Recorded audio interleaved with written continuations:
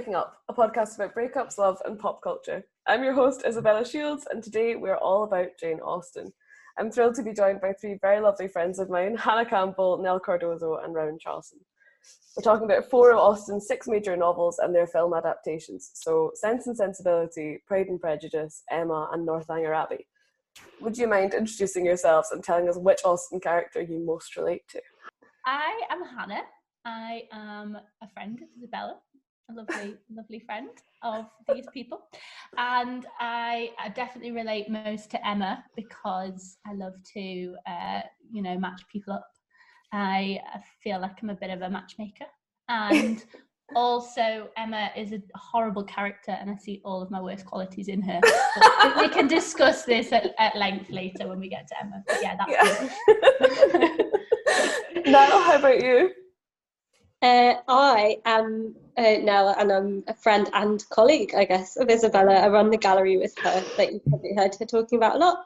And I most relate to, in the same way that Hannah, you see your worst qualities in some characters, I kind of most relate to Mary in Pride and Prejudice.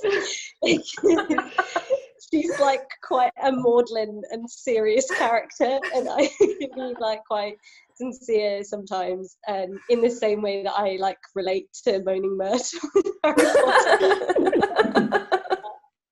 I think maybe I'm being unkind, but it's quite a funny one, so there you go. Yeah, I think that's probably the most emo option anyone could have come up with.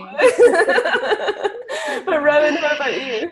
Yeah, so I'm Rowan, and actually probably similar to the two ladies who have gone before. I see my worst qualities in Marianne from Sense and Sensibility. Overly dramatic, check. Showing my emotions at every given second, check. And middle child syndrome, kind of always having doubts about and looking up to your sister and all that stuff. So yeah, probably Marianne from Sense and Sensibility. Oh, we all hate ourselves so much. Well, that's the thing. I was about to say that I sound like such a dick now because I'm about to be I really relate to Elizabeth Bennet from Pride and Prejudice, which is the most dickhead English lit student answer you could possibly give. You have to relate to her. Someone has to have self-esteem here.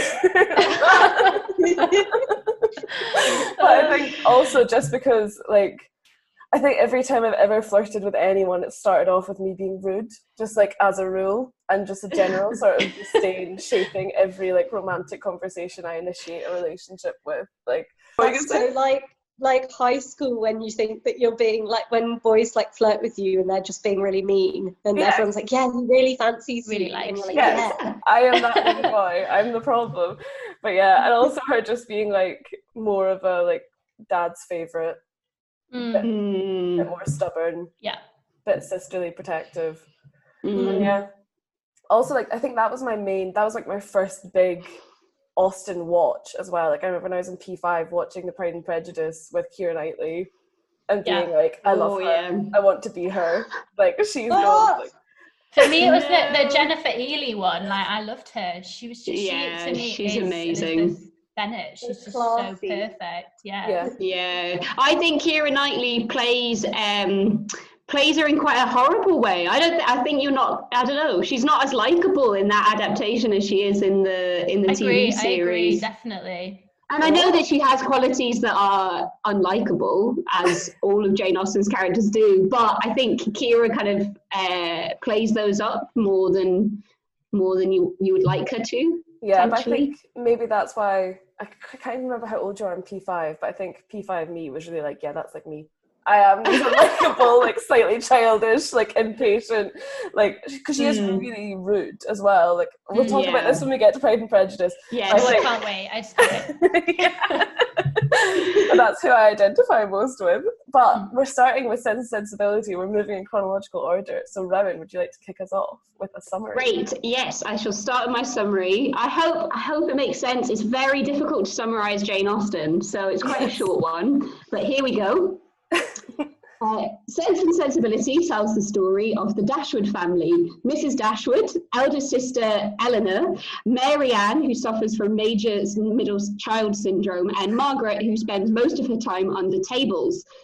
Losing their fortune and house upon the death of their father, who leaves the family fortune to the girl's half-brother John and his greedy wife Fanny, the Dashwoods move to a beautiful cottage in Devonshire. Before being kicked out of the house, Eleanor develops an attachment to Fanny's brother, Edward Ferrars, a poor man's Mr. Darcy. Once in Devonshire, we are introduced to a plethora of characters, including the steadfast, caring Colonel Sanders, who falls for Mary Ann, and the passionate but fortune-hunting John Willoughby, who Mary Ann falls for. And as you can imagine, drama ensues with hearts and promises broken all over the shop. So there you go. I love that. That was so professional. Yeah, and it was so brief. My Pride and Prejudice summary is going to take like 2.5 minutes. That was great. I've tried to really kind of cut it down to its essence. I love that. Well, I really like Sense and Sensibility. We were talking just before we started recording about watching that when we were all in Ireland together on holiday for Nell's birthday. Yes. But I actually was wondering, for my first question related to heartbreak, breakups and Jane Austen, was what is the most drama-fueled move you've made when you're brokenhearted, a la Marianne, like storming into the fields in the rain to basically like drown? Oh, I've got such a good one, which is like it's in such a different life that I'm like okay to tell it now, but you know, when you're just like, you're in that mood where you're just like, well, this is as bad as it possibly can get, so I'm just gonna like twist the knife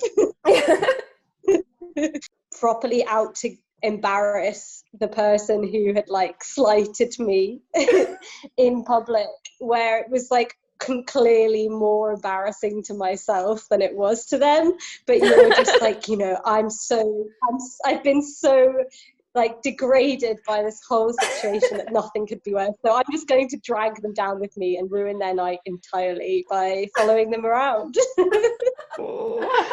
Immediately after a breakup? Well, it wasn't even a breakup, it was literally like back in the days of like, this is a thing, this is just a thing, it's not a relationship, it's a thing. Oh. And it was brutally ended. Oh. Yeah. I can just totally imagine that being similar to the bit in Sense and Sensibility where Mary Ann sees Willoughby at the party and shouts his name across and walks through, and you're like, oh, babe, you're being so desperate. Stop. Yeah, it is horrific. Exactly. It is horrific. Like, I just cannot relate to that at all. Like, I cannot relate. I've never been able to relate to that character. Like, anything that comes to like relationship, I'm like just burying my head in the sand. What's the Emma Thompson character called? Eleanor. And way more like that. She's just like, okay, just pretend it never happened. Let's just move. Just like ignore, repress. To not simplify things, but Hannah, you're more sense, and Nell, you're like sensibility. I don't know who I would be. I think I have my Marianne moments, definitely. I think everybody has. I think everyone's chucked their toys out of the pram for love. I think, yeah, when it comes to, I don't know, I think I am really a part of both of them, but yeah. I'm probably led more by my emotions, as you girls probably know. Just cannot hide any emotion.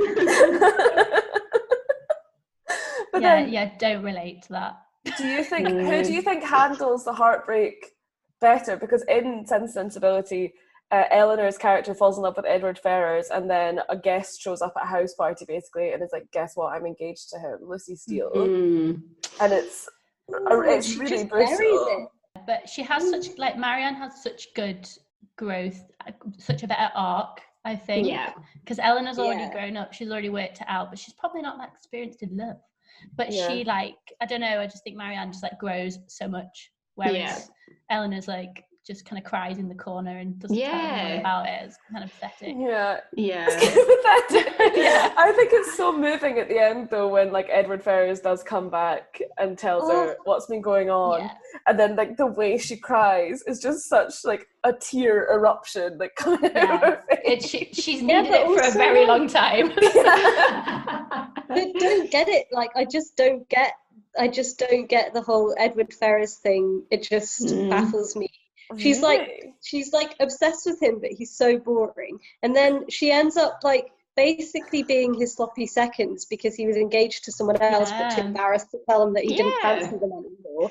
And she's like, oh, okay, I guess I'll marry you now. And it just seems like she doesn't have any options though. Like the Dashwoods are so poor. They're like, these people are pretty crap, but they'll have to do. I think what's so heartbreaking, and what's more heartbreaking, is when Mary Ann gets really ill, and there's a moment where Mary Ann she might or might not, die. Spoiler alert. But she's crying. Eleanor's crying and holding onto her sister's hand and saying, "Don't leave me alone." And it's so sad because she obviously, her sisters and her family mean so much to her because, like you said, they don't have many options, and she in particular doesn't really have many options going for her. Oh, yeah, I think she's quite a tragic figure. My sister says that she fancies Edward Ferrars more than she fancies Mr. Darcy. Ew! What? That's so rude. No. I cannot believe that. No. I mean, I described Edward as a poor man, Mr. Darcy. But she thinks that she kind of gets where Eleanor's coming from in terms of, like, she identifies more as a Marianne because she's so theatrical. But she said that she gets that Edward made a promise to somebody and he's trying to get out of it, but he's already committed to somebody else. And she sees that Eleanor sees that there's some sort of like noble effort there. But in all honesty, I would just think, if you're committed to somebody else, like, why are you flirting with me? Like, are you doing all this to me? Yeah. Like, he should have just said straight up, I'm not available. Like, it's weird. It just keeps happening, and obviously none of these novels would exist if I mean, it comes up again and again. Like, they all just need to date people before they agree to marry people. That's all it comes down to. And I mean, I'm really glad that that's not the way the world works anymore. They all make terrible life choices. But then, do you think Colonel Brandon? What is the review of Colonel Brandon? Dreamy or not dreamy? Dreamy, so dreamy. And Alan Rickman just is so amazing in the film as well. He plays him so well. That kind of like quietly in the corner, just loving Mary Ann, I think is so touching. Yeah, just having a brood. Gentle giants. Yeah, because he's got quite a tragic backstory as well, doesn't he? His wife. Yes. Well, I can't remember the ins and outs of it. But... yeah, his wife. Yeah, so he falls in love with a woman. The ward of his family. Yes, right. But she runs off with Willoughby, doesn't she? Is that right? And gets pregnant. Her daughter gets pregnant with Willoughby. That's it. So the ward that he was in love with, it was like an unsuitable match, so they never got married. But she was then shunted off through various lower and lower circles of society and ended up having an illegitimate child. And then this child was the one who he was keeping secret and looking after her. And then Willoughby ran off with her. So juicy, that story. Willoughby. It's so dramatic. They're like soaps, honestly, Georgian soaps. Yeah. But yeah, I think Colonel Brandon's pretty dreamy. I think he's got a good vibe. I think he's got a caring vibe. But I also would really love it if, when I fell in that field the first time, Willoughby carried me back home. And I guess it happens to her twice because she seems absolutely committed to being in the fields in the rain. Why do they all love going out in the rain? Like, they literally every single book, one of them goes out in the rain and almost dies. Yeah. Did this happen? Like, what was up with the rain? I don't really understand. I don't know. Well, I think they were all living in lockdown times, basically, where all they had to do was go out for their daily walk. Yeah. They were obsessed with their daily walk, and they would do it at all costs. Well, that's one thing as well about Willoughby. When he shows up, Marianne's sort of binned off Colonel Brandon because he seems quite boring and unromantic. But then Willoughby's so into like art and poetry, which are the things that she thinks like guide her life in every way. And I can totally see why you'd fancy Willoughby, to be honest. Yeah, he's that kind of bad boy. You know you shouldn't like him, but you do type thing. Yeah, that character shows up in I think every single one of these. Oh my god, there are so many Echo characters. Like, so many of them could just be transposed into the other one, which is exactly why it's such an accurate thing for Rowan to say that Ferrars is a poor man's Darcy. Like, she was clearly working up working her way up to Pride and Prejudice and was like, this is the actual character that I meant to create when she made Darcy. Well, it's funny because she wrote Northanger Abbey first. Yeah.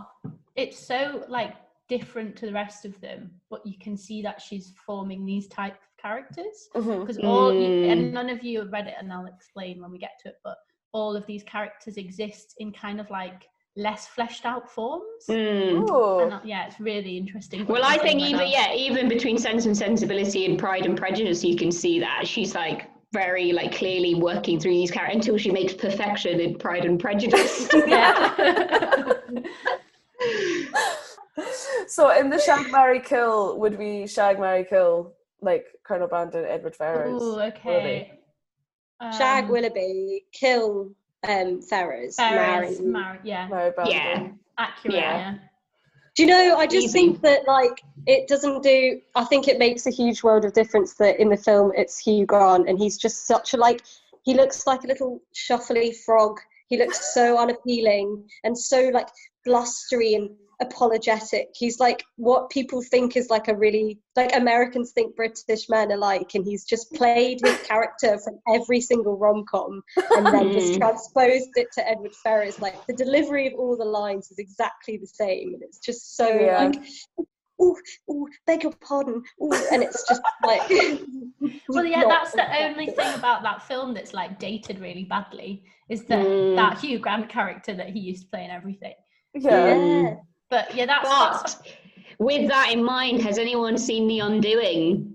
Yes, I have. Oh yeah, he's in that, isn't he? He is actually great in it because he plays such a horrible character. He does horrible characters really, really well. But that's why I think he's most attractive as Daniel Cleaver in Bridget Jones' Diary. I have such a thing for him in that because I think he's such a dick, and I also think his hair looks much nicer when it's like fully pushed back. We also watched About a Boy recently, and he's so good in that. Yeah, he's awful. He's and music and lyrics with Drew Barrymore. Awful character. What a back catalogue. Absolutely love that film. I feel like this is a whole nother podcast. Hugh Grant. Hugh Grant. That could be the sequel to this episode. Hugh Grant episode.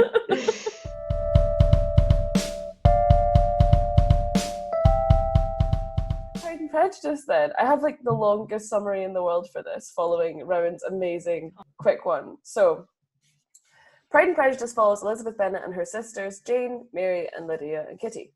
The family are relatively but not hugely wealthy, and all the daughters are single and ready to mingle. The arrival of two extremely wealthy bachelors, the very sweet Mr. Bingley and the infamous Mr. Darcy, is a huge source of excitement to them. But Darcy reveals himself to be a bit of a dick in an overheard conversation. When Bingley tells him he should dance with Elizabeth, he said that Elizabeth isn't attractive enough for him and clearly isn't attractive enough for anyone else, or she'd be dancing with someone else. Which is so harsh, but she thinks he's a rude twat and makes that really obvious in a sexual tension-inducing way. This tension continues when Jane, her older sister, gets caught in the rain and recovers in Bingley's estate, which is great for both of Bingley and Jane because they massively fancy each other, even though Bingley's sister Caroline doesn't approve. A boring and cringy cousin of the Bennets arrives and sets his sights on marrying Elizabeth, but when they're invited to a private ball, the sexual tension is off the chain between Darcy and Elizabeth. They're both raging at each other because a soldier named Wickham has arrived on the scene and told Elizabeth that he was like a second son to Darcy's father, but when Darcy's father died, Darcy kicked Wickham to the curb and took total control of the estate. At this ball, Darcy asks Elizabeth to dance, and much to her surprise, they have a very tension-filled and sexual dance, even though they're having a really terse but ambiguous discussion about Wickham at the same time. Elizabeth's boring cousin then misguidedly proposes to her, and she rejects him, but her best friend Charlotte accepts because of the stability that Elizabeth's cousin can offer. Elizabeth goes to see them and bumps into Darcy at his aunt, the very wealthy Lady Catherine's house. She thinks Elizabeth is common and brusque because of her upbringing, but again, the sexual tension is popping. The next day, Darcy shows up with a letter, and there's a good vibe, but Darcy's friend accidentally reveals that Darcy intervened to prevent Mr. Bingley from marrying Elizabeth's sister Jane in spite of their obvious feelings for each other. When Darcy unexpectedly proposes, essentially by insulting Elizabeth and telling her he likes her against his better judgment, she rejects him for insulting both her and her sister, and they have a fight over his impression that her sister was disinterested, his accusation that her family was unsuitable and embarrassing, and her accusation to him that he's essentially horrible and that he treated Wickham really badly. Darcy then writes a letter explaining that Wickham lied about being disinherited by Darcy and in reality gambled his inheritance away and continued to demand money from Darcy until he began an affair with Darcy's 15-year-old sister and then realised he wouldn't get any money, so just ran off again. Darcy apologises for the pain and upset he caused Elizabeth, and then Elizabeth starts to catch feelings really, really badly. Her sister Lydia scandalously elopes with Wickham in this interval, but Darcy sorts things out with them financially, trying to make amends with Elizabeth. Mr. Bingley then also arrives at the Bennet household with Darcy to apologise to Jane and to propose to her. After that, Lady Catherine arrives to insult Elizabeth, tell her that she doesn't think she's good enough to be married to Mr. Darcy, and try and get her to promise to never marry him.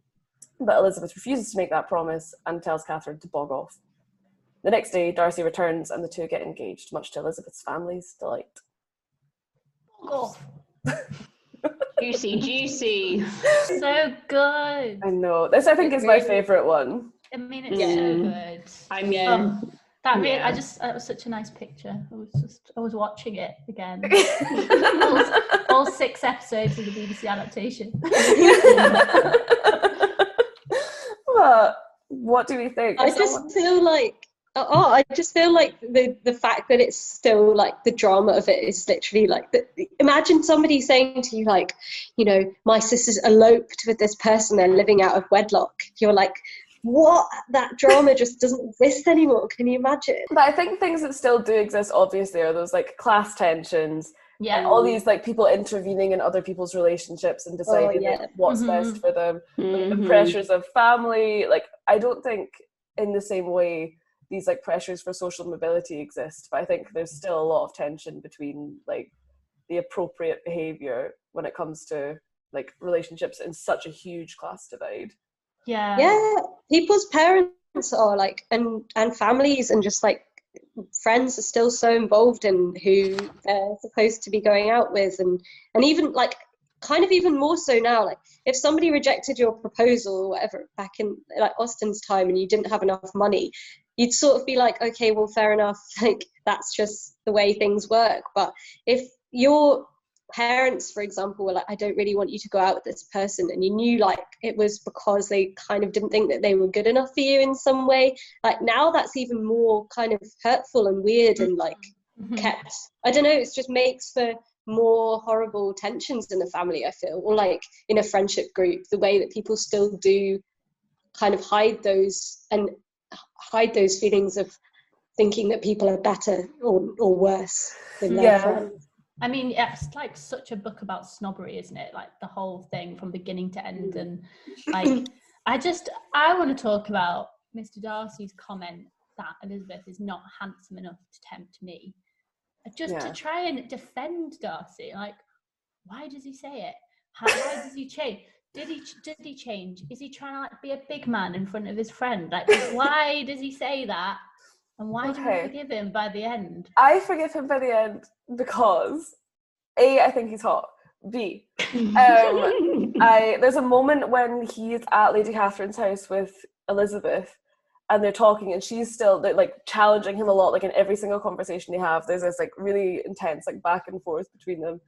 And then she's playing the piano even though she doesn't want to because Lady Catherine's demanded it of her, and he comes up to talk to her and he's like, I'm not, like some of us just are not comfortable with ourselves basically, and it's not easy to go and talk to people at a party, and it's not easy to dance with people that you don't know.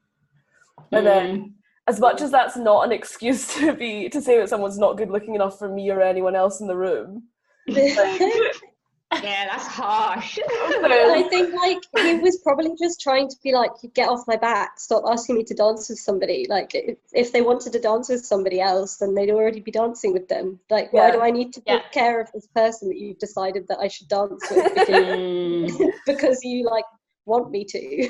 And there's the other element of it, which is that he is hot property. Like when he comes in, everybody stops dancing to look at him and gets excited. Like he knows that he's coming and people are going to try and like take advantage of him for his money, which is a big theme in like a lot of the Austen stuff, but obviously like something that he's very conscious of, having been taken advantage of already in the past by Wickham. Whilst we're on the topic of dances and kind of balls, that is such a theme in so many of these films, and it's like I think actually, like, a lot of the adaptations do it really well of like, that's the way that the sexual tension is translated, because there's not a lot of physical kissing or touching in the books and in the films. The dance scenes are so saucy, even though all they're doing is like doing a little jig. But it's literally like a mating ritual. It's so it is like peacocking. Yeah. But I watched that, you know, Lucy Worsley, like I watched a documentary she did about like why the ball was so meaningful, and apparently it was basically like a stamina test for like the closest you could get to having sex before marriage. So like if somebody, like, it was a total illustration of like who you were in terms of like how you dance. And like that's why it's such like a big deal when he's like, I'm just not going to do it, because everyone's like, well, we can't tell anything about you, like we don't know what you're all about, we don't know what you want. And then like when he dances with Elizabeth and it is really loaded and it is really charged, everybody's like, and that's what makes it fun to read. But yeah, apparently that's another thing, and I think it comes up in Emma again about like why it's really bad form for a guy to not dance with a girl. When he rejects Harriet, like it's just awful. But I was saying to Rowan, like, like it's so mad to think that they just stayed up all night like dancing. I love an organised dance routine. Like, you know, I love a Kaylee. I love when there's steps to learn. I can't get enough of it. I would love to go to like a Regency ball. It would be so fun. Yeah, wear those amazing outfits as well. Yeah, in Northanger Abbey, they like talk about them in quite a lot of detail. And at one point, they're like, "Oh, it's dinner time," and they say it's 11 o'clock at night, and hadn't even had dinner. Like, so late. This is mad. Like, they have dinner, then they have more drinks, and then they go out to dance, and then they must have. It's 3 o'clock in the morning. I mean, it's like so good, but you're also there with all your family and stuff, which is quite a weird element of it. And your family is sitting in the sidelines, like, oh yeah, good job, got that D. Like, Elizabeth's wasted again. They must have all got so drunk as well and just eaten. Get your carriage to take you home. Imagine bringing your family around to like your dates with you now. Like, imagine having your mum and dad every time that you met your crush. Yeah, well, you see why that's like a problem in Pride and Prejudice, because Darcy's got like such a clear idea of Elizabeth's family and like what Elizabeth, like who Elizabeth is, who Jane is, because of her mum's behaviour. The mum. Yeah, the mum in Pride and Prejudice is amazing. She's such a brilliant character. Yeah, I really, really, really like the Bennet mum, and but I didn't realise how much I insulted my own mum when I was watching it when I was a child by being like, "That's like you." Yeah,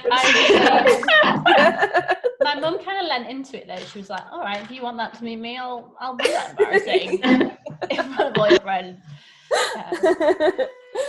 It's funny because like there is a really like a trope of a sort of hysterical woman who's always all the jokes in all of them, which is interesting because like the father is always like a very, very like, you know, altruistic, benevolent sort of like shuffly old man, and then the mom's always like hysterical. And it's funny because obviously she like is like wants to portray women in a really positive light because all her female, like her lead characters are female, but it's just, maybe it was something to do with her personal life of just like that's how her parents were, but it seems such a weird like model. I don't know, I think they always like have their turning point though, like in Emma, the woman, I can't remember the name of her, but the one who Mrs. Bates. Mrs. Bates, who gets slighted by Emma, like she humanizes her so well in Emma.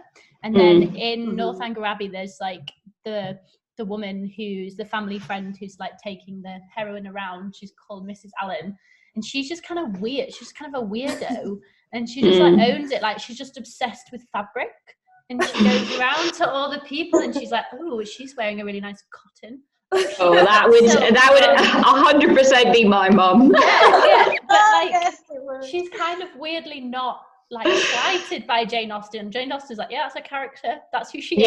She, like, I actually really enjoy the dynamics of the father daughter relationship. I still think even in like modern day like books and cinema, you don't get it as much. There's a lot of like mother-daughter relationships, so it's really nice to see a father-daughter relationship kind of develop and be so supporting and supportive. I like it. Yeah, and I think Austen always does like fathers and daughters and mothers and sons as pairings, and in Pride and Prejudice there's no sons, so Mrs. Bennet doesn't know what to do with it. I feel like her son would be her favourite child. Yeah, she just has all these girls that are kind of like, doesn't know what to do with them. So she's just like, okay, I'll just marry you off, and then you'll marry a boy, and that boy will become my son, and I can dote on him. That's how I think she's.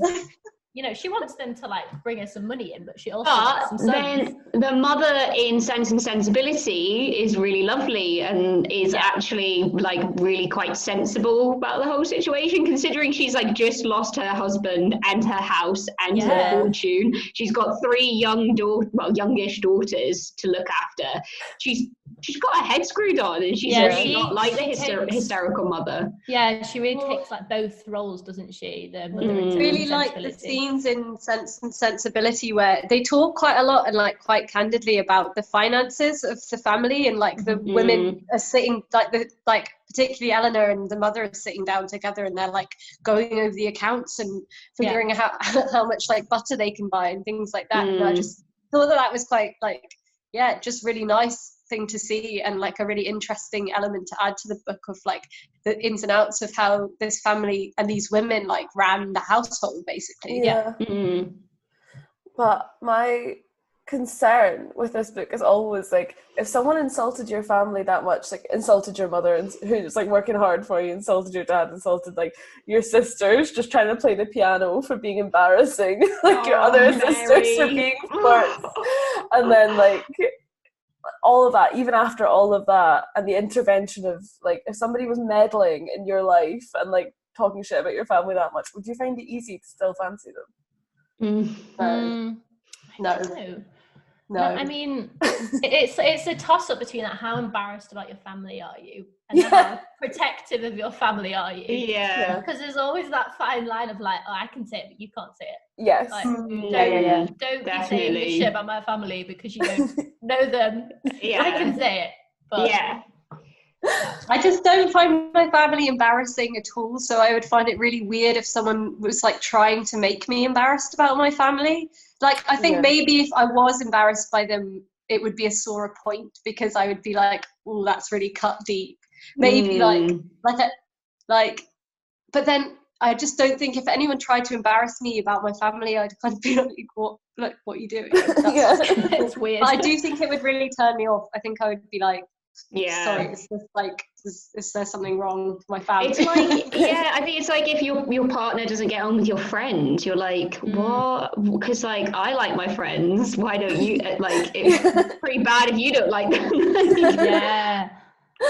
I think that's definitely like the modern day equivalent, isn't it? Would you rather go out with somebody who didn't like all your friends, like any of your friends, but they liked them, or somebody that didn't like any of your friends? No, other way around. None of your friends liked, but they liked your friends.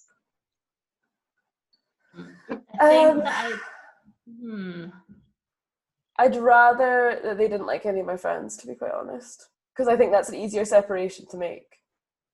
Yeah, you can like. Yeah, I can just be like, I'll just have my relationship in the way that serves me privately, almost.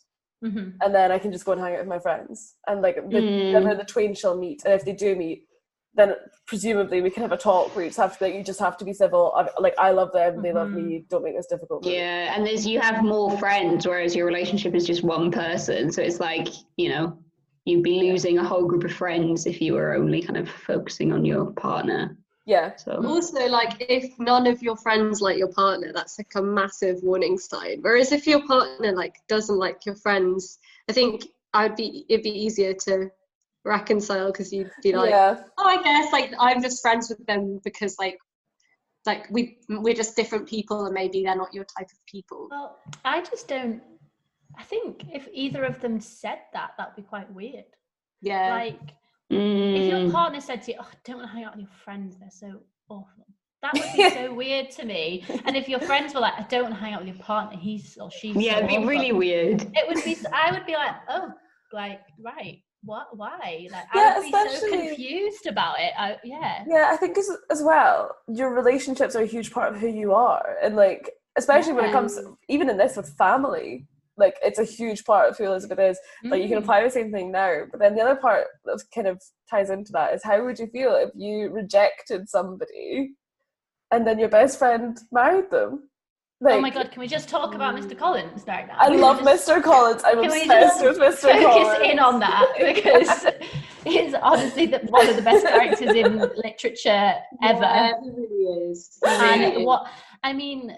And that's the status thing in Pride and Prejudice, like, summarise the fact that Elizabeth's friend, what's her name again? I always forget. Charlotte marries Mr. Collins and is so practical about it. Such an insight into, like, well, yeah, of course I'd marry him. Like, I don't have any money.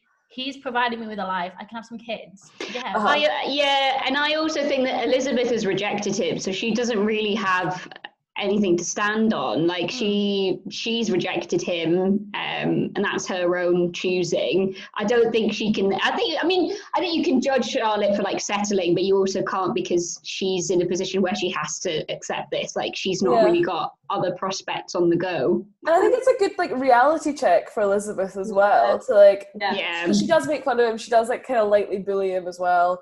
At that dinner, she is nasty to him, like, quite unabashedly, and it sort of just bounces off him because he just doesn't realise, because he's so, like, self-satisfied. Is that ever okay, like, to be just so cruel to someone when they don't realise it? Like, in Emma, like, that's that really good moment, like taking the piss out of Mrs. Bates, and then like Mr. Knightwood's literally like, I love that moment. Can't do that. That is so what cruel. The hell? Mr. Collins, right? I don't know if any of you have ever been in a situation where somebody has declared their love for you and you are so actively repulsed by them. Like, I've never been in that situation, but Mr. Collins and Elizabeth. Yeah, I've been in a situation where someone's, like, wanted to date me further, and I've, like, not wanted it at all. And even that is hard. I think a proposal is, like, next level.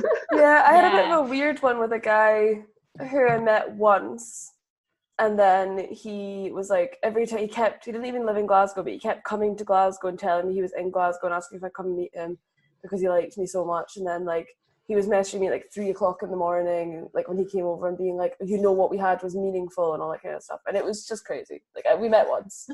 Do you think Mr. Collins would be like that now, like, totally deluded? I don't, because I think that he's like, this is a transaction. Like, he even consults the mum and is like, oh, I want to go out with Jane. And she's like, no, sorry, she's already got something in the works. And then he's like, all right, the next one, Elizabeth. Yeah, it's not really about love, is it? So true. Yeah. Transactional. It's like Donald Trump and Melania. Yeah. And then transactional love. What I loved about his proposals was just such guff. He was like, you are the only one I ever had my sights set on. And, like, he's just rehearsed, like, as she says, she makes fun of him before because she's like, oh, nobody could ever accuse your manners of being rehearsed, could they? And he's like, sometimes I do practice my conversational tidbits. Love it. Love it. Oh. Well, but then another thing is, like, with Mr. Collins, which is so great, is, like, he doesn't really have feelings for anyone around him. It's just a status thing. And his obsession with Lady Catherine de Bourgh, and, like, how obscene and repulsive she is as a character as well, and, like, this kind of sycophantic love of this woman because of her class. And she's such a vile character as well. Like, the two are kind of this match made in heaven. I just feel bad for Charlotte that she's got to be in between them all day, every day. Yeah, but she does need, like... it was her choice to accept the engagement as well. So and she takes power. I think there's some power in that. She's it gives her more freedom than, like, any of the Bennet sisters have at that point, because they're all still, like, completely hemmed in by whether or not Bingley likes them, whether or not Darcy or Wickham likes them, whether or not, like, their parents. Yeah, also, like, there's also just, from the very start of the marriage, there's just an unspoken agreement that it's, like, a marriage of convenience, and that, like, they're both going to just lead their separate lives and be very comfortable with that. And like, I guess that like she's just renouncing, obviously, like something that is really important, but she's only renouncing like the romantic, I guess, element of like her life, but everything else she's got kind of sorted and like very comfortable. And there's a funny bit where that's really represented in like the film with Keira Knightley in it, because like immediately after they've gotten married and Charlotte brings Elizabeth to see the house, she takes Elizabeth into the house and Mr. Collins is like speaking at the window as if they're behind him for like 10 minutes and they just walk off. Like, so good. So great. So I think my next I was going to say that I learned a really interesting word that's like the other day from my book, and it's like the word morganistic, which means that like it's a marriage for love that is like well below your station, and it usually means that you're cut off from your inheritance because of this marriage. And that's like the term for that kind of marriage. And the reason that it means that is because Morgan in Latin is mourning, and the dowry was the gift that the bride, the dower was the gift that the groom gave to the bride in the morning. So it's basically just that's the only thing that they're ever going to get from this marriage is this tiny gift. So that's why it's called morganistic. Just thought I'd throw that in because I like that. Yeah, that was more educational than I think this podcast normally is. That was exciting. But my next question is so lowbrow compared to that. It was Shag, Marry, Kill, Bingley, Darcy, Wickham. Oh, I mean, again, it's probably the same, isn't it? It's like you probably flog off. Types. What's his name? Bingley. Bingley. Wet. Yeah. Like, him. He's fine. Kill Bingley. Whatever. Marry Darcy, Shag Wickham. It's exactly the same three types. Yeah. No, it's not. No, because Edward is more Darcy, but you would kill Edward. Yeah. I guess so. And also, like, Bingley is such a weird one because he's totally heart set on Jane, and it's really obvious that he is. Yeah. But he's just like really pressured out of it by his sister and his best friend. And I think if my sister and my best friend were like, do not marry this person, like, I know you want to, but it's complete, like, it's the total wrong match for you. And like, also one of the things that Darcy says during like the amazing failed proposal is she's not as I can tell that she's not as interested in him as he is in her. He likes her more and it's obvious, and I'm not going to put my friend up for that. Like, that's the first thing he says beyond suitability of family. And I thought that was really interesting as like an you get it. You like, no, I understand that. Like, you forgive Darcy for intervening in that instance because it's explained really well. Like, if you were in that position and like everybody had won, and you thought like your friend was really into somebody and they weren't into them, and they were using them for money. Yeah. You think you've got your friend's best interests at heart, really, is what Darcy, well, kind of. It is. But I genuinely think it is in that respect, because I think he's hyper conscious of people trying to take advantage of him for money. I think, and I'm making so many excuses for Mr. Darcy, but I think like that was a really telling and quite shocking moment when I first saw it, because I thought he was just a dick. I just thought he was just horrible and he was just trying to like manipulate the situation. But then when Elizabeth's like, my sister doesn't even reveal her true feelings to me, that's just what she's like, but I know that she feels this way. And there is a shift, like there is an obvious shift, and he does listen to her, he does pay attention. Yeah. I've got a question, which is also quite basic, but what is a worse quality, pride or prejudice? I think prejudice. I think you can be prideful but still be like fundamentally I think prejudice good. As well. Yeah. That's quite easy. But having too much pride leads to prejudice. The two are intertwined. But yeah, I really love this. I loved Pride and Prejudice. I think that's like seminal Austen for me. I mean, like, it's real good. I did it for my GCSE English lit. And I was the only person in the class who loved it. Everyone was like, you've got to read this book again. And I was just like, wait till the end, guys. I remember really distinctly reading the word capricious to describe Mr. Bennet and learning what that word meant, and I was like, oh, it's like Capricorn, capricious. Aww. That's like me. That's sweet. It was an open book exam as well, which was sick. It was so easy. You just went into the exam and read the book. Yeah, the final question I've got is, would you rather date someone for high intensity sexual tension or like reliable niceness and good vibes, which is the Bingley model? I mean, is it date or marry? That's the difference. Because let's go marry. Lifetime commitment, safe, secure. Yeah. Short-term dating, you know, that kind of spicy. Yeah. Sexy passion. Yeah. Yeah. I think I'd maybe marry high intensity. You think? In the end. Because I suppose you wouldn't get bored. No. Yeah. And you don't want to be bored if you're married to someone. Yeah. But you equally don't want to be so like in turmoil the whole time. Yeah, you'd just be exhausted like all the time. You know, maybe that would help. I think it's interesting because I think lockdown has actually really kind of quite changed my perspective of like, relationships as well, because it's like you want to have, like, everything else is such a mess, you want to have something that's like kind of a constant, which is quite nice and safe. A lot of us have been saying this, like everybody's just in our age group has just decided to settle. I mean, it's mad. I don't know if you want settle. Not like settle down. Not like settle for that, you know. Anyone of our friends that's listening, this does not apply to you. No. Actually, no, my sister was saying, she's a bit younger, and she was saying it's the opposite of cuffing season at the moment because everyone's just realised in lockdown. Wait, what's cuffing season? Cuffing season's when it gets to Christmas. I don't know why it's called cuffing season. Maybe I'll look that up. But it's when everybody like just decides for the winter they need someone to have Christmas with. They need someone to like snuggle in the duvet. Literally like snuggle down and be cozy with. Snuggle under the mistletoe. Literally. And then by the time summer comes and spring comes, they're like ready for something new because they want to get like summer body. Hot girl summer. And cuffing season, but she was saying in the last 2 weeks, 7 of her friends have had breakups. Wow, that's an odd number. So one of them's single. No. Sorry. One of them thinks that they're still in a relationship. Yeah. One of them said we're breaking up, and the other said no, thank you. That's what that is on my own. Yeah.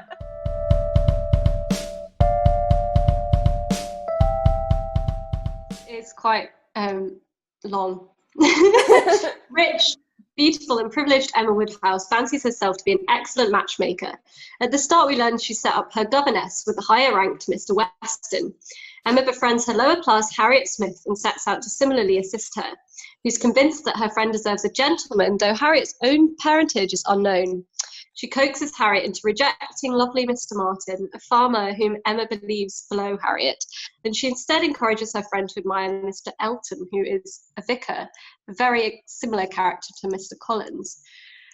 Mr. Knightley, longtime friend, discourages Emma's matchmaking efforts. It turns out that all the signs that Emma has been interpreting as evidence of Mr. Elton's interest in Harriet were in fact intended for Emma herself. Harriet's heartbroken and Emma mortified, and the humiliated Mr. Elton retires to Bath. Meanwhile, Jane Fairfax, another accomplished and beautiful young woman, shows up in Highbury to visit her comical aunt, Mrs. Bates, who won't stop going on about her. Emma sees her as a strong contender on her social scene and is pretty jealous of her. Finally, the much talked about Frank Churchill bestows his presence on them from London with his aunt and uncle. Emma finds him just as charming as she anticipated and he flirts a lot with Emma. Unsurprisingly, this means that Mr. Knightley immediately dislikes him as superficial and silly. To add to the party, Mr. Elton returns from Bath with his new bride, the snobby Mrs. Elton, who sides with Jane in the Jane-Emma rivalry. There's a lot of fun and mix-up and funny picnics as various characters speculate over developing romances. There's lots of word games, riddles, and mixed-up letters that provide mixed interpretations of who loves whom. Emma enjoys Frank's attention, but ultimately decides he's not for her. Mrs. Weston suspects a match between Mr. Knightley and Jane, which Emma vehemently dismisses. Mr. Knightley saves Harriet from social humiliation, asking her to dance when Mr. Elton snubs her, and Frank also rescues her from danger on the way home at the ball. At this point, Emma thinks that Harriet falls for Frank. Everyone regards Frank and Emma as a match, but Mr. Knightley suspects Frank's interest in Jane and warns Emma. Emma laughingly dismisses this warning, as always believing that she knows who everyone secretly loves. Mrs. Churchill, Frank's aunt, dies, setting in motion the shocking revelation that Frank and Jane have been secretly engaged. Frank's courtship of Emma was a cover to hide his true attachment, which his aunt opposed. Emma also misread Harriet's interest in Frank, as Harriet reveals herself to be in love with Mr. Knightley. Obviously, this revelation triggers her own realization that she, too, is in love with Mr. Knightley. Emma feels very sorry for herself and for her misconceptions. To her surprise, Knightley declares his love for Emma. Emma happily accepts his proposal. Piling on the weddings, Emma is further cheered upon learning that Harriet has accepted a second proposal from Mr. Martin. The novel concludes with 3 marriages, Harriet and Mr. Martin, Jane and Frank, and Emma and Mr. Knightley. They all live happily ever after. Aww. I love it. I think it's like my favourite novel of all time. I think that's like, it's so good. Like, so many things happen, and it's just every character is just like so great and well formed and well thought through, and I love it so much. And I think Mr. Knightley is my favourite hero. Yeah, I think he's like the hottest of all of them. Yeah. Like he's super clever. He's like her intellectual equal. They're just perfect. I love it. He's like fundamentally like a nice guy. Like the thing they have such a good like friendship. I think because they have a friendship from the beginning of the novel, like they don't meet during the novel, like they've been friends for a really long time. I think that's really evident, and like that makes the most sense to us as like modern readers, that you're like, okay, they have a relationship, so it makes sense to people. He's so intertwined with their family as well, because his brother and her sister are married, and like he's always there. He's kind of like a brother, but then obviously not. So that's weird. That confused my sister when she was watching both the first version of Emma and the second version of Emma, because she was like, are they related? Like, what is the relationship here? Like, is there a weird, like, because there is kind of an in-law family element. They're brother and sister-in-law, aren't they? Yeah, but no blood element, so I think no, important to say.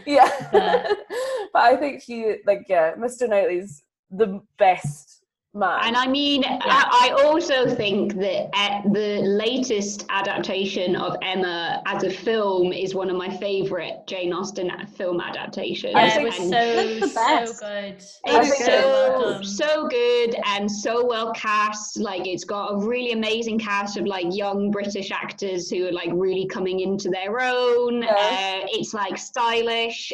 They've definitely stuck true to obviously the era, but have modernized it and made it really accessible for a modern day audience. I love Anna Taylor-Joy. I think she's like amazing. She's really such a babe. I would highly recommend that film. Just so funny. Like, it's such a funny film. They make it just so like it's like eating like a macaroon. Like, it's just so and like nice and just but also visually it's like that as well. Like there's a real lightness of touch everywhere. It's just such a beautiful film, and I think this sense of humor thing is so true. Like, Emma is one of the funniest Jane Austen novels, and often, I mean, the Gwyneth Paltrow Emma, I do love it. I think it's great. I absolutely love that adaptation, but it's too serious. It's too like, there's not enough whimsy and weirdness, and they focus too much on the romance. They don't actually focus that much on the class politics, which I think is really central to that new adaptation. Especially with Harriet and like the unknown quantity of her parentage, because that's so true. For Emma, that becomes this like thrill, because she's like, your dad could be anyone. Your dad could be a lord. Your dad could be like an incredible captain of a ship or something like that. We just never know. So you need to act like you could be anyone, not like you don't know who you are. And like that's part of her very smug guidance to Harriet that backfires in a lot of ways. I think Emma is one of the most intelligent characters from Jane Austen, but also one of the stupidest. Like, emotionally, she's written as this character that's meant to be very good at matching people up, but her emotional intelligence is extremely low, not only of other people's relationships, but also her own heart. And obviously, you know from the very beginning that her and Knightley are going to end up together, but she doesn't understand it and she won't see it. And it's that classic thing of, it's always the person that's right in front of you. It's going to be the person you end up with, but she obviously just doesn't see that at all. Also she's like super arrogant about her own intelligence as well. Like she knows she's super smart. Like she knows it, and she's like, I don't even need to try. Like this is the like thing that I just so always associate myself with. It's just like she has lists of books she's going to read, and she never reads them, but she knows that she could and that she'd understand them, and she probably could summarize them now anyway, so she doesn't really need to read them. And it's just such a quality of quite intelligent people. I'm not saying that I'm intelligent, but quite intelligent people that I know around me. Often, I don't know, they're just like, well, I've got that, so I don't need to work on that aspect. I don't need to like self-improve at all. And also at the beginning, she's learned so much from that, like later on down the line. Like her development's amazing. Yeah.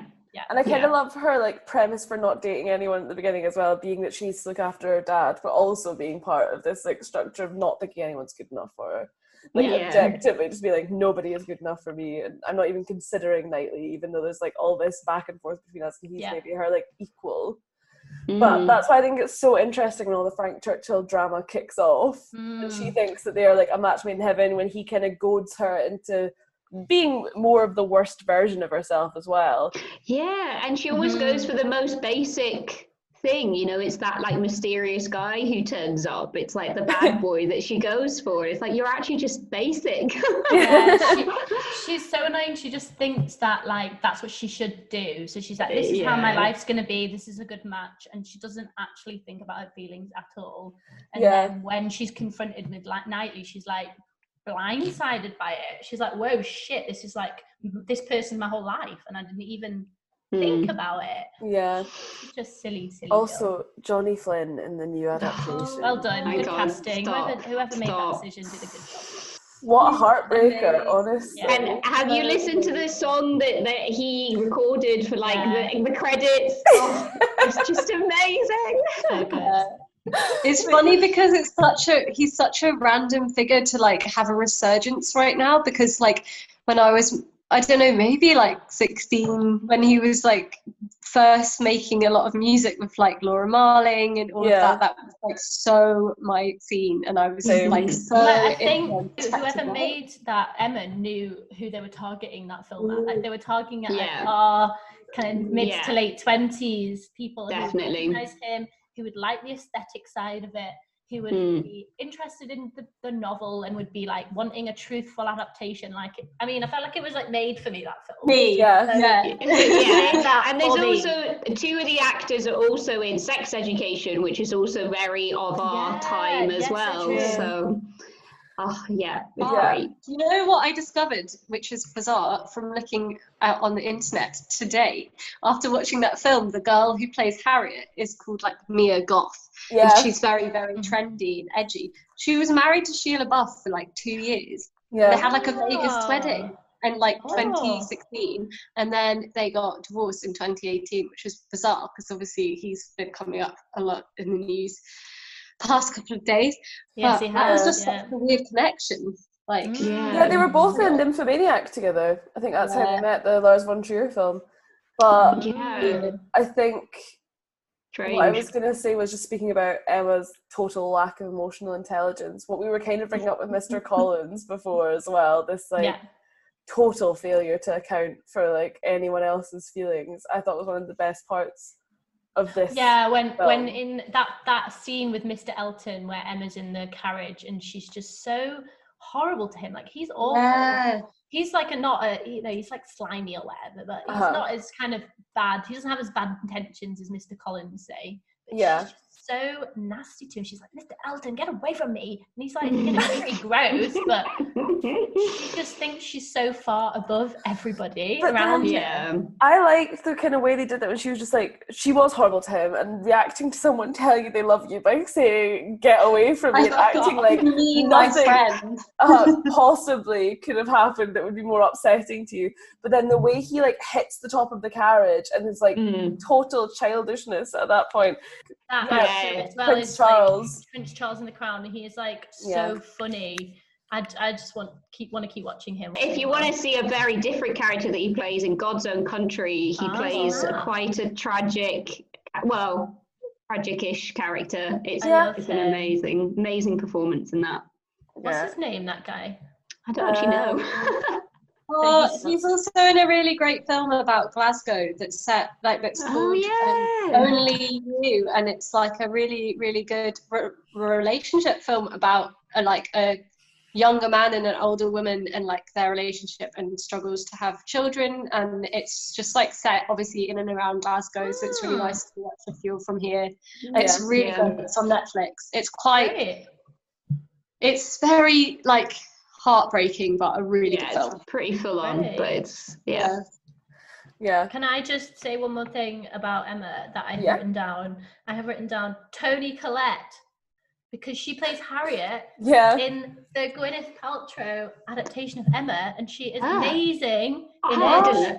She's totally so good in it. And I just watched Muriel's Wedding for like the as well, and like I would highly recommend it. It's so great.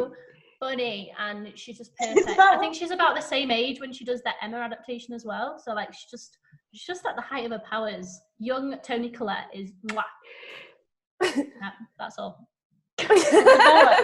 Is Muriel's Wedding the film that we watched that I thought was going to be Calendar Girls, and it really was? No, we watched Steel Magnolias, not Muriel's Wedding. And that was like insane. That was a wild film, but I think Toni Collette's Harriet does a really good job. I think the way the characters like almost cartoonish in the new Emma as well. I think Mia Goth does such a good job of like every single opening of her eyes, like, especially even when Knightley dances with her after Mr. Elton rejects her like really brutally at the dance. Like just the relief on her face is like heartwarming. Like I think I teared up when that happened. But yeah, I think what I was gonna say as well was like, why do we think Jane Austen thinks that a flirty, self-confident guy is like the worst possible person? Like Frank Churchill, Wickham, Willoughby. If you arrive on the scene and you're like a fun guy, basically. Well, I think that Jane Austen's obviously had some issues with people like this in the past. Someone has slighted her and she's writing him into every one. I mean, it's the best way. It's the best way to get back at someone, isn't it? Is to take them as a real person and write them into such great, horrible characters. Yeah, they're immortalized on the page. But yeah, I really like. I would totally get swept away with that. Like, I love.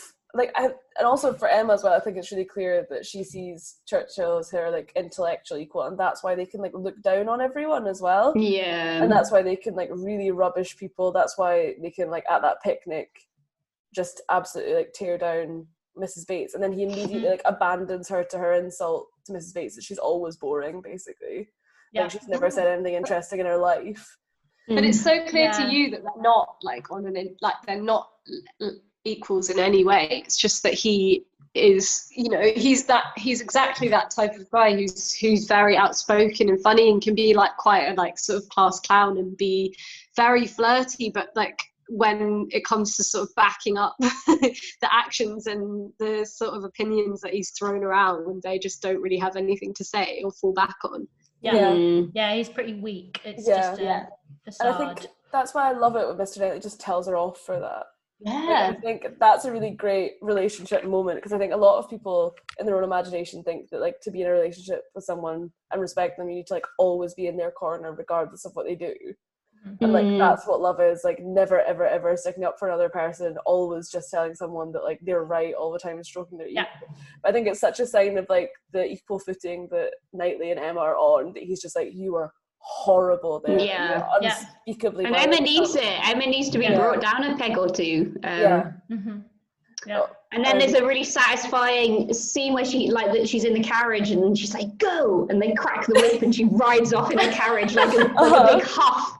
It's like, that's the best way to go off in a huff. On a cantering horse and carriage. Crack the whip.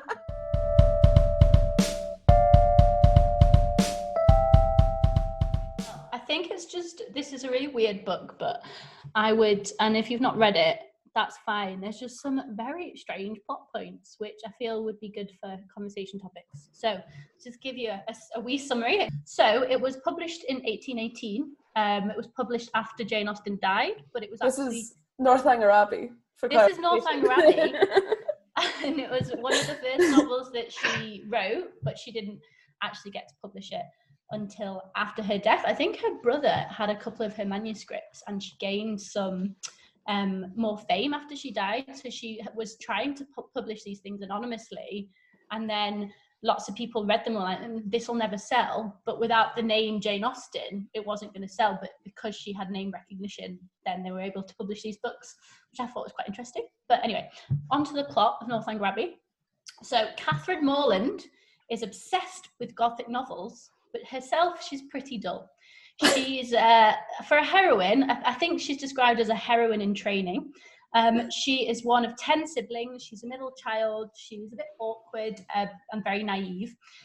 She goes to Bath with Mr. and Mrs. Allen, her childless family friends, and they're quite wealthy.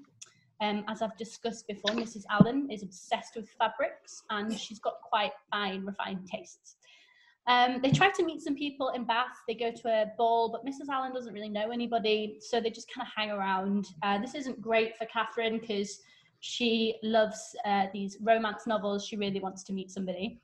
Then she gets randomly introduced to Mr. Tilney, who is a handsome, wealthy clergyman. He's very charming, and he's probably a little bit too good for her, but she obviously falls in love with him straight away because she's fickle. She doesn't see him for a while, but in the meantime, she meets the Thorpe family. And these include Isabella and John. Isabella and John are brothers and sisters, and John studies at Oxford with James, who's Catherine's older brother. So they have a family connection.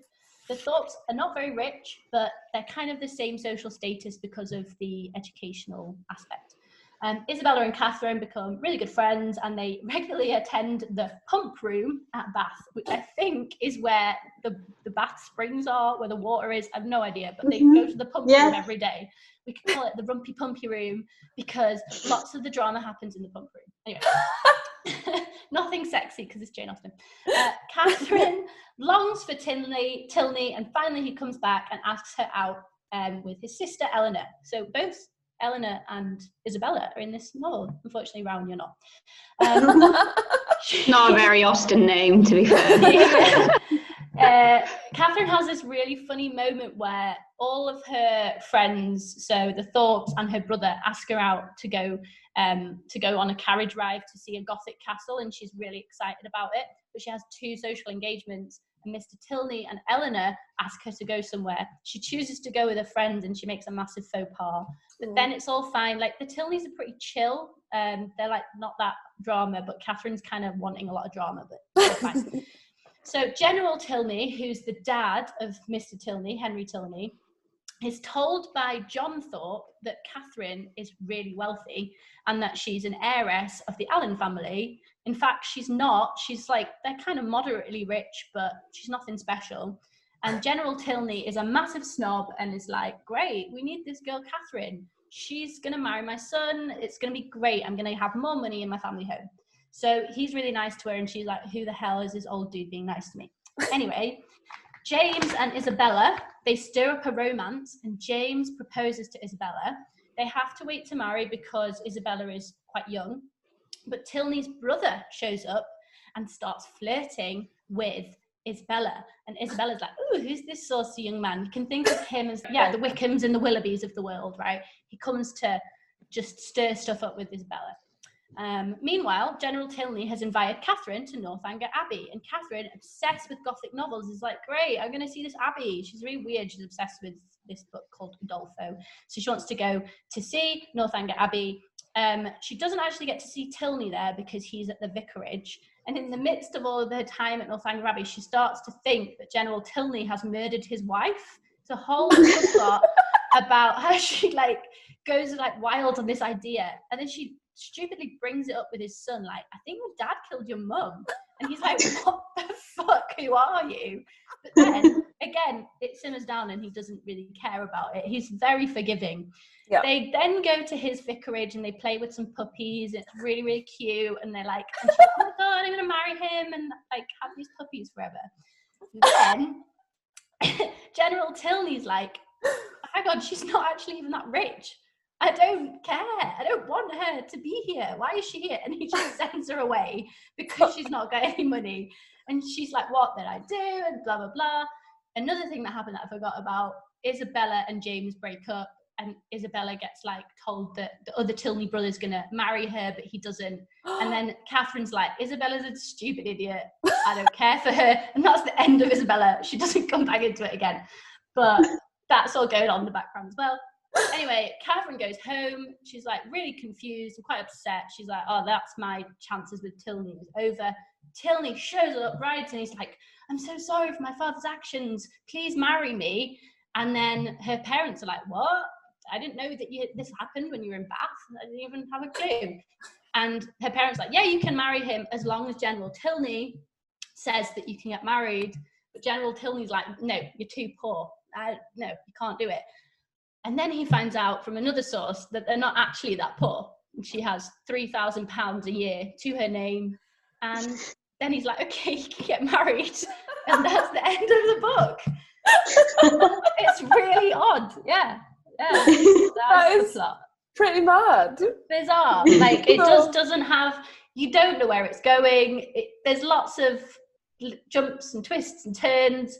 But I guess that's kind of what makes it like a Gothic novel, because she was trying to do this pastiche on the Gothic novel genre that was really popular at the time. Probably, I would not say very successfully. Those aspects of the book are not that good, like the whole weird murder subplot. But yeah, that's what happens. Wow. It's so fun. It's like, really I really like, it's on such a teen, it sounds like a really teen book in a way, because there's so many like false starts. And I think that's like a big part of teen romance, just like imagining something and imagining like a totally different They did a very recent adaptation by Val McDermid where she made it into a young adult novel. And she, like, I've not read it, but apparently she just picked up on that as well, because the heroine's 17 and she's so stupid. She's just an idiot. Like, I've never read such a heroine that I'm like, you are so frustratingly annoying, but somehow, because it's Jane Austen and she's a great writer, you still kind of keep going along with her, and you can believe that you would do some of the stupid things, and she just gets so carried away with everything. But then, annoyingly, she gets what she wants at the end. So there's no... She just gets rewarded for this stupid behaviour. I'm confused as to why her parents would say, if like she's made this really good match and she's got a proposal of marriage, like why would her parents say to her, oh, you can't marry this guy unless his dad approves? Surely they would be like, yes, like get in. Yeah, well, I think that's just how it was in those times. Like, you had to have the agreement of both sides, especially because this guy General Tilney has this like abbey, like he's got such status in their society, like he's well known, he's got like, you know, the Chatsworth or the Pemberley of the area, let's say, so he's like the Don of the area, so they have to get his approval. I would say that, like, in comparison to the Bennets, Catherine and her family are like way higher up the social status.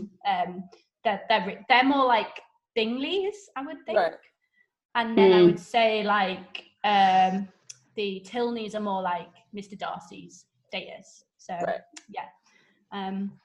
but it's just so funny. It just reminded me of being that age and being really stupid and like doing stupid shit. Things move really quickly because you just imagine, you like jump on the slightest hint of like, something like I'm going to go to this party, and then like I'm going to hook up with this person, and then we're going to be married, and like obviously in about 5 minutes time you realise that there's somebody else there that you fancy, and things take a completely different course. And what's really like good in the book as well is that happens in her romantic life, but it also happens with her friendships. Like, she flits and flights between these different female friends. Like, Isabella's this one friend that she has, and then she's like, oh, she's really stupid. She's not forgiving of like mistakes that Isabella makes. And then she gets friends with Eleanor, who's Tilney's sister, and she's just like, oh, well, she's the best person in the world. And in reality, she's really boring as well.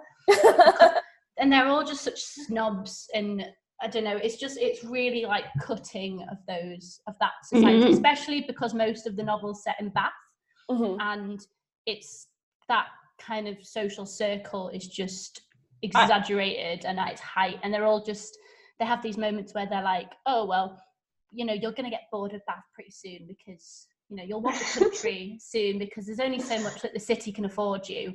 And as soon as someone says that to her, she's like, yeah, don't you like Bath?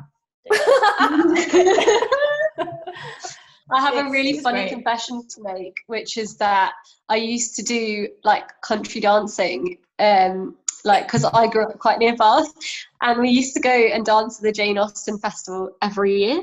Great. And it was literally mad. There was people who were obsessed with Jane Austen who came from like all over the world to this festival, and it was like people were all dressed up, everyone in the whole city. It was so bizarre but great. I love that. Yeah, that reminds me of that film Austenland. Have you seen that? No, I haven't. There's so many like post-Austen indirect adaptations or like films about Jane Austen. Austenland, I think, is such a good time. It's about a woman in America who's just absolutely sick of every man that she's ever dated. So she goes to this like super expensive like Austen adventure, basically, where you get given like copper, gold, or silver like as what you pay, and then you get an outfit made for you, and you get a romantic experience as well based on how much you can pay. Is that just prostitution? Like basically, yeah, but they don't, because it's Georgian. They don't touch, like they never touch. Oh, okay. So the men, like, they're supposed to just be like generating sexual tension with you and like being one of these Austen tropes. Like one comes and he's like a soldier who's just arrived back from the Caribbean and all that kind of thing to seduce one of them. There's one who's like a Darcy character. There's one who's just like quite simpering, and then there's like a stable boy basically as well. So they've got like the class spectrum depending on how much you pay to get it, and it's just really silly. It's Jennifer Coolidge is like one of the women. She's another like side character, like the woman from Legally Blonde. I'd love to watch that. I might take this evening to go and do my research. I have questions about Northanger Abbey. It's like, what is the stupidest thing that you did when you were 17? Oof. Like, romantically, like, or younger, I guess. Early teenage, youthful, silly experience.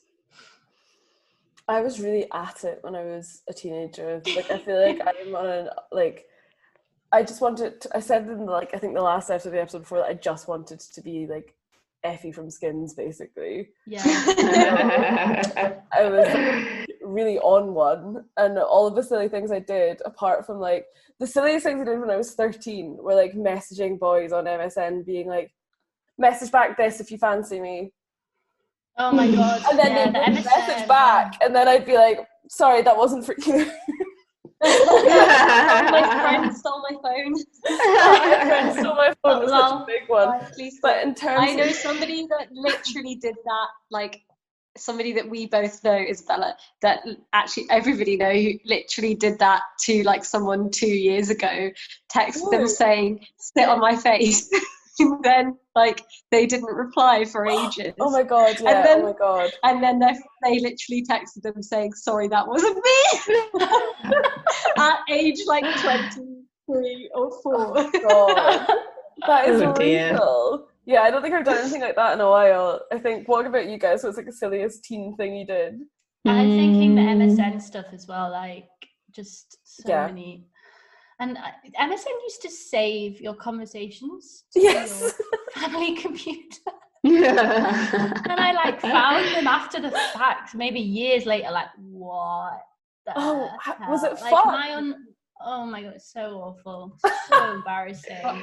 I found like the earliest Facebook message on on my Facebook chat. I don't know why I was like looking for something, and it was like to this guy who I fancied in school called Fred Gordon, and like the last message that I sent was like, hey, please come online. That is good cringe content, to be fair. Wow. Robin, it was like when you couldn't chat to someone unless they were online, I think, or something weird like that. Yeah. I don't know. Yeah, and then you couldn't. Oh my god! And then you couldn't talk to them at school. Like you just didn't talk to them at school. You just like shuffle past them and look at the floor. I Well, I remember like my first ever boyfriend, and I mean, we used to just like sit and hold hands and eat sweets in the playground. But he gave me his landline phone number, which was obviously like the house phone. And he was like, "Oh, call me over the weekend." So I like called him, and obviously his mum picked up. She's like, "Who's this?" And like they were cool. Their family was quite good friends with my family, so I was like, "Oh, it's Rowan Charleson." She's like, "Why are you calling me?" And then Harry, who was my first boyfriend, came on the phone, but we didn't have anything to say to each other, so we just sat in silence for ages.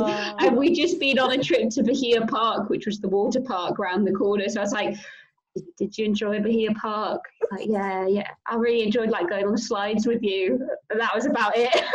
That was the end of the conversation.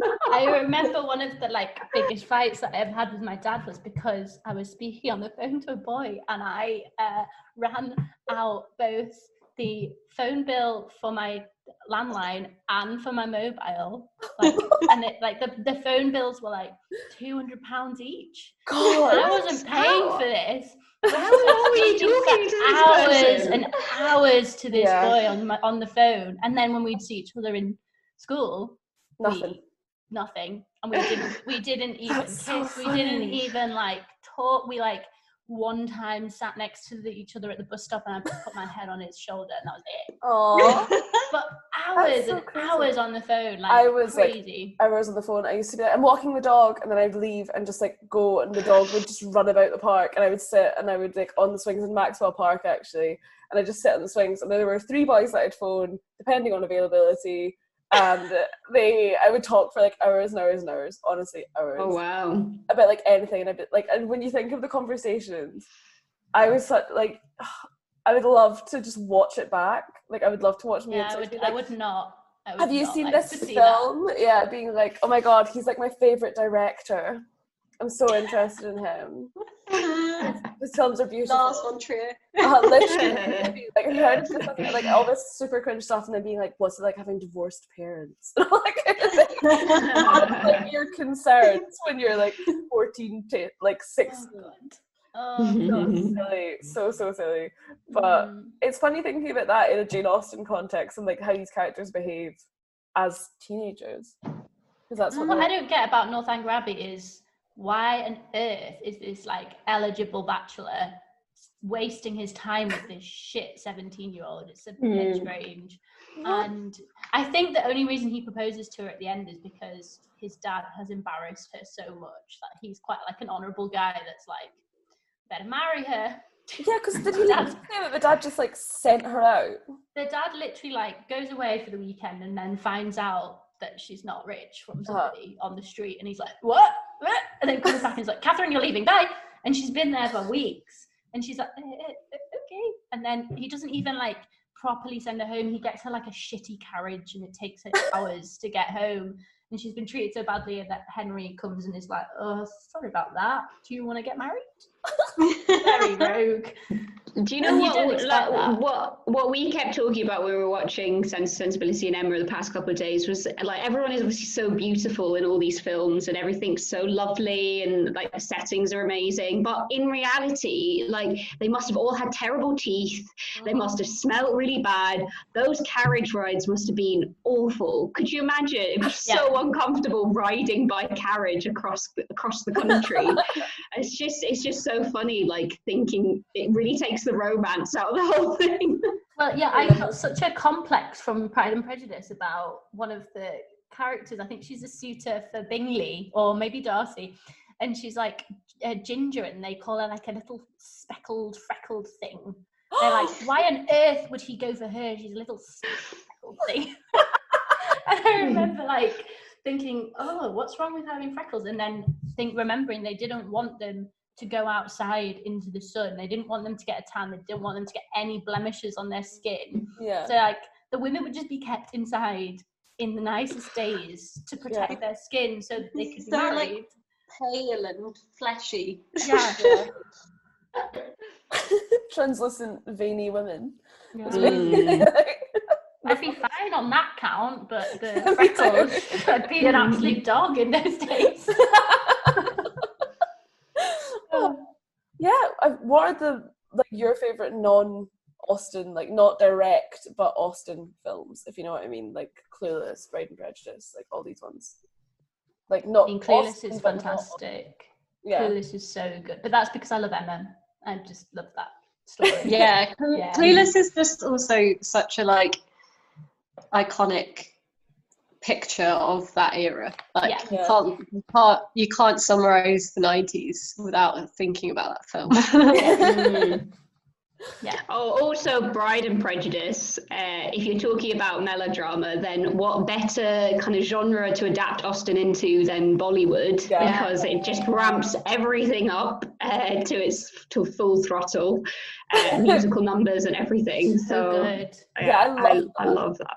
Yeah. Mm-hmm. My sister and I were absolutely obsessed with that film for like years. Yeah. I think I can still sing like all the songs from it pathetically.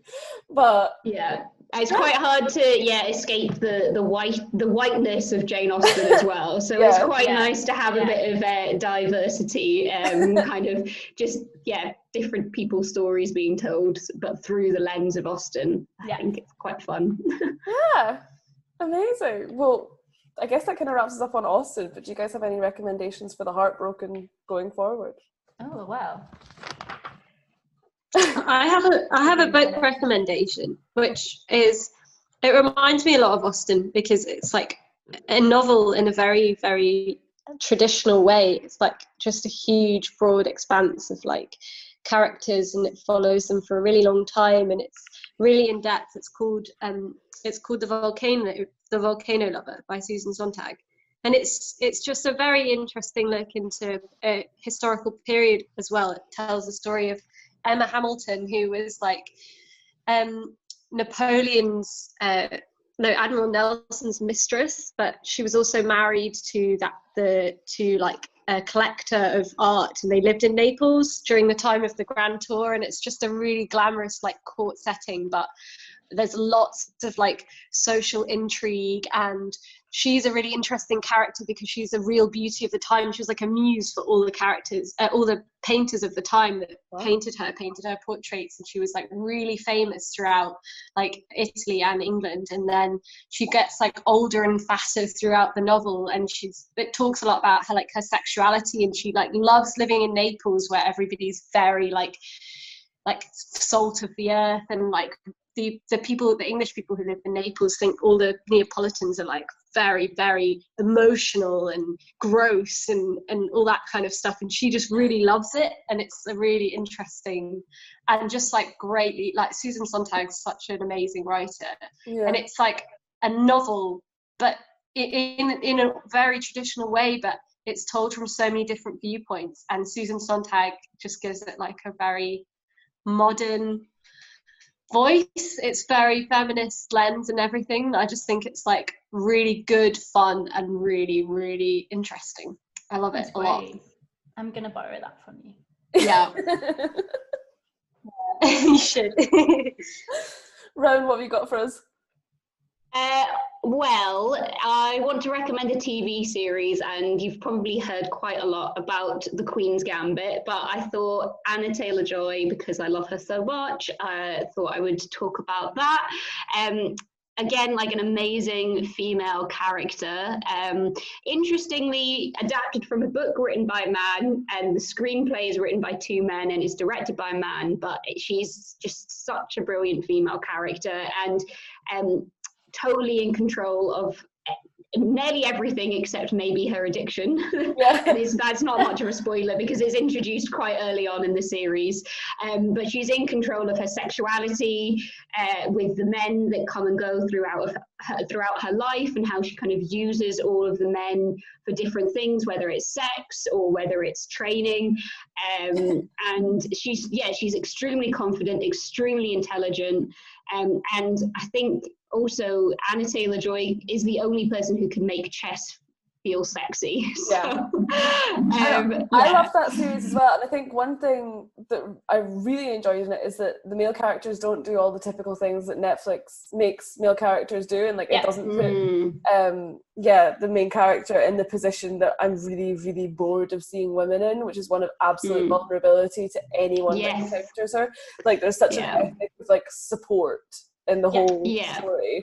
And I thought that was great. And the mother in that is so, like, this adopted mother. She's so interesting, that character. She's so good. Her whole story is just not what you expect, where you expect it's going to go. Like, and I think they play with that really well. Like, they draw you in to be like, oh, she's going to be a bitch, and yes, absolutely, and then absolutely, they're going to have a horrible relationship, and she's not going to let her play chess, and then it doesn't end up like that. Like, no, and then there's also, you know, there's the creepy or what could be the creepy janitor that the vulnerable orphan goes down and learns chess from, and you're like, oh no, you're so expecting something terrible to happen, but it doesn't, and it's really, it kind of really flips that on its head completely. And she comes out on top in every situation, you know, with her troubles. Obviously she has a lot of issues that she's working through, but she's such a well-rounded character, and just like the driving force of that whole series, definitely.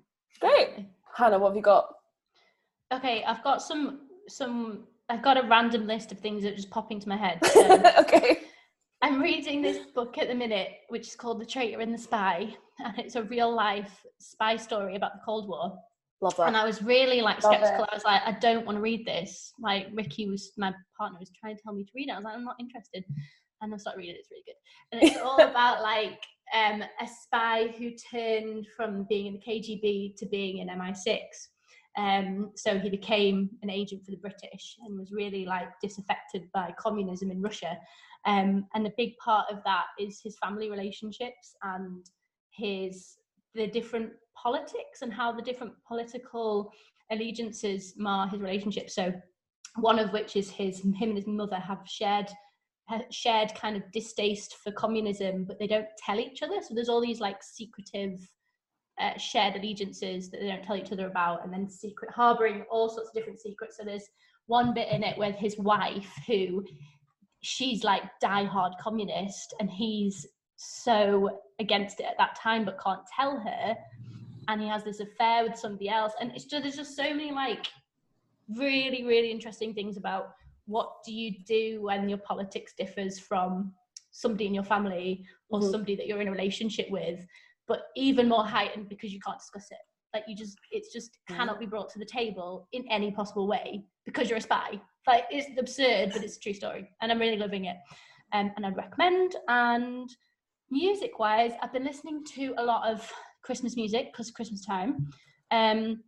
So I have a whole Christmas playlist, which is depressing Christmas songs, which is called Christmas Blues, Blue Christmas. There's an excellent song by the Staves called Home Alone 2. And I would really recommend it. It's all about not being able to watch Home Alone with your ex-lover. It's great. Also would recommend Selena Gomez, Love You to Lose You, about Justin Bieber. Fantastic breakup song.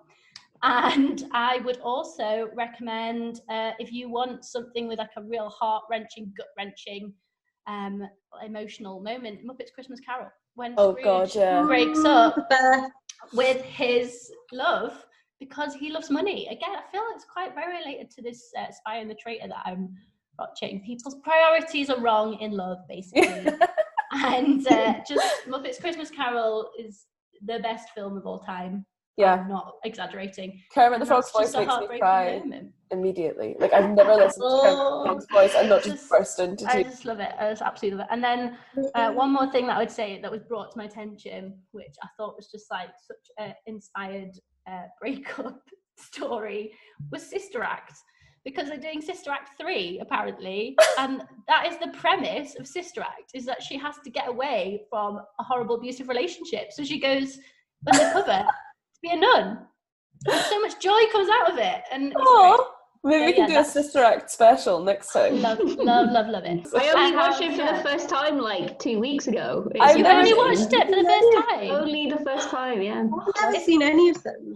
It was my ex-boyfriend's favourite film, and I've never seen it either. Guys, okay, you have to watch it. It's always on the TV, so just turn on Channel 5. It's likely to be on. So yeah, that's us. Where can people find you online? Don't. Don't put your head online. Don't come. You can find me on the 16 Nicholson Street Instagram, I guess. Yeah, you can see us at the Arc. But yeah, 16 Nicholson Street. I can plug Birds with Words, which is an open mic night that I helped to run. It'll be online, so it'll be there for a while, and it's a Christmas open mic, and I think I'll be singing at it. So usually we get like a good mix of singing and spoken word and poetry, and we've been having quite a lot of weird performances recently online, so would recommend taking a look. Fab. And Rowan, what have you got? I can't plug anything of my own, but I'll plug one of my best friends. Jess has been working with the Night Shelter, and they're doing a big Christmas fundraiser. So you can find them on Instagram and donate either money or items for their kind of Christmas festive fundraiser that they're doing. So do that. Amazing. Well, thanks so much, everyone. You can find the podcast at Breaking Up Podcast on Instagram, or you can email us your agony aunt questions at breakinguppodcast@gmail.com. And if you've got any tips or advice or, just film, TV, book, song recommendations, you can fire them over there as well. And we're also always looking for guests, so if you think you've got some unique breakup viewpoints, then let me know and I'll talk to you. So thanks for coming, guys. It's nice to see you all, and I really enjoyed it. Bye. Loved it. Bye.